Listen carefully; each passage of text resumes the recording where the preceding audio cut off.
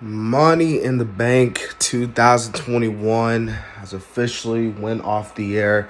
And overall, to describe this show, I actually thought this show was really good. Really good ending. Really overall great Money in the Bank pay-per-view. If you haven't already, man, subscribe to the channel, like for more content. And tell me in the comment section, man, what did you think of Money in the Bank this evening? Now, we're not going to waste any time, man. We're going to get straight to it. We kicked off the night with the women's Money in the Bank ladder match. And I got to say, man, this women's Money in the Bank match was painfully meh, okay? Now, most of the IWC, the internet, was saying how this was the, worst women's match. Well, the worst women's Money in the Bank ladder match, how badly this was produced and stuff like that. And, there were a few spots that were really sloppy. But, for me, it was painfully meh. Like, it wasn't, flat out horrible. But for me, it was painfully meh. I love the ending. Nikki Cross getting the win. Well, Nikki Ash, I'm sorry. I know a lot of people weren't too happy with that. I know a lot of people were like, why would you give the win to Nikki Ash? She doesn't deserve it. But I think this is good because Nikki Ash, you're building a new star. And let's be real, if Nikki Ash or Nikki Cross, whatever you want to call her, wasn't in this position, you all would have been like, oh, she's getting buried. So the position that she is in right now is way better than her sitting and catering because it's just good for her, So good for Nikki Ash winning. Even though, well, I actually had Nikki Ash winning on the Raw side, so good for Nikki Ash getting the W there, winning the women's Money in the Bank ladder match. The second match was for the Raw Tag Team Championships. AJ Styles and Omos taking on the Viking Raiders. And actually, I thought this match was really good. This match just goes to show you how dope AJ Styles is in the ring. I mean, the dude is 44 in the ring, yet he moves in the ring like he's 20. Like, AJ Styles goes to show you that he is still one of the best wrestlers, not just in WWE, but still one of the best wrestlers in the world. So kudos to AJ. Obviously, with Omos, I thought he looked okay in the ring tonight. Obviously, he does need to work on his selling a little bit, but that's okay. He'll work on it. He'll improve, and he'll get better over time. That's all we all can do, right? So overall, I thought this was good. The Viking Raiders look good. I thought this was a pretty good tag team match playa. So that was good. So the next match was for the WWE Championship between Kofi Kingston and Bobby Lashley. And you know what, man? I don't know who booked this match, but whoever did, man, round of applause to you, man, because this match was perfectly booked. I don't care what anyone says.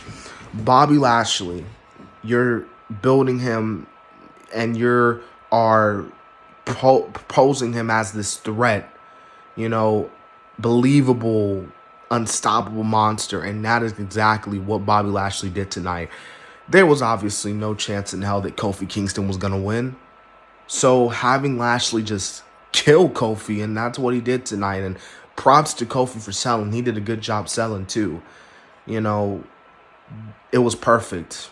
So Lashley looked good tonight. The sad thing is they're probably going to have to turn him babyface soon because there are rumors that Goldberg's going to be showing up tomorrow night on Monday Night Raw. And obviously because the whole wrestling community hates Goldberg, there's really no point of having Lashley be the heel. You might as well put him as the babyface so that, when he beats up Goldberg at SummerSlam, he'll get cheered. So that's later on. But as far as tonight goes, tonight was good. Now, the next match was for the Raw Women's Championship. Charlotte Flair taking on Rhea Ripley. And, man, as shitty, and excuse my language, but as shitty as the feud, the build-up was, deciding on who was the face, who was the heel, all that BS. This match was one of the best matches of the night, honestly. This match was really good. Even at the start, man, you had the women, you had the crowd that was like, we want Becky. We want Becky. We want Becky. Even though Becky obviously wasn't going to show up. I mean, she is returning soon, but clearly she wasn't going to show up tonight. But, she was out in the area during Money in the Bank, but we all know how Becky Lynch is. She is the king of trolling, I guess. But, nah, man, this match was good. Charlotte and Rhea, man, they put out a win, man. They put out a great match, was it good as their WrestleMania bout last year? I'll let y'all decide that. But tonight, those two women went at it, so props to them. And Charlotte has won, which leads me to believe that Becky will confront her. Becky's going to be like, I never lost the championship, so technically I get my title match.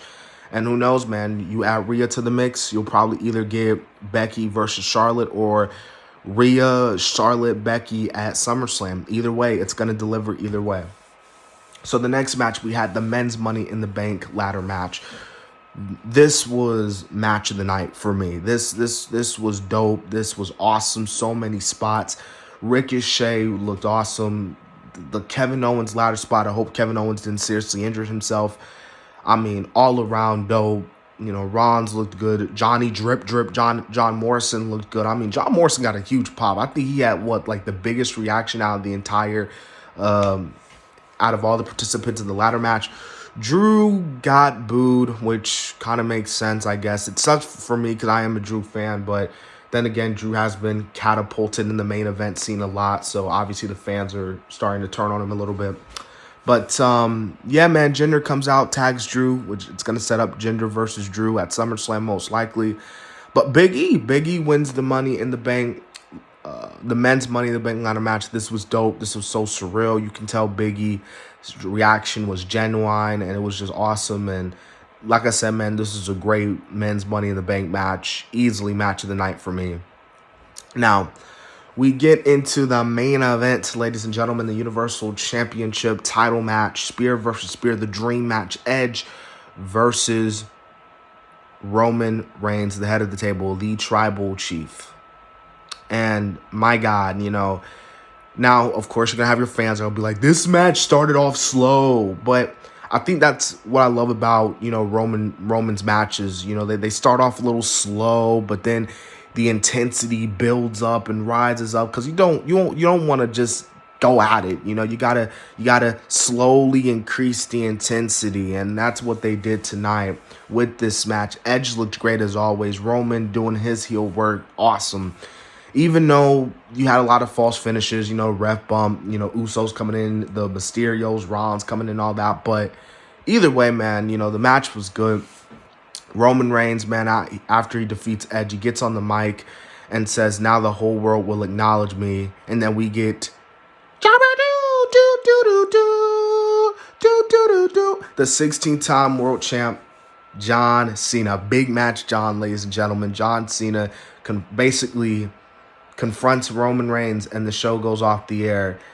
So, which means that we're getting John Cena versus Roman Reigns. And ladies and gentlemen, this is obviously not the first time John Cena, Roman Reigns fought. The last time they fought was at the 2017 No Mercy pay-per-view. As a matter of fact, I did a video about that, so I'm going to actually put the video on the link below in the description if you want to check it out, because I put a lot of work into that, and not a lot of people talked about that feud. But anyways, we're getting sidetracked here. Reigns versus Cena, the match everybody wants. The match, this is the SummerSlam main event. You're obviously not going to do Lashley and Brock. This is the main event. You need to go. I can't wait to see this. So, yeah, guys, that has been my Money in the Bank review. I hope you guys enjoyed. This has been the Kid DC Wrestling. And so, yeah.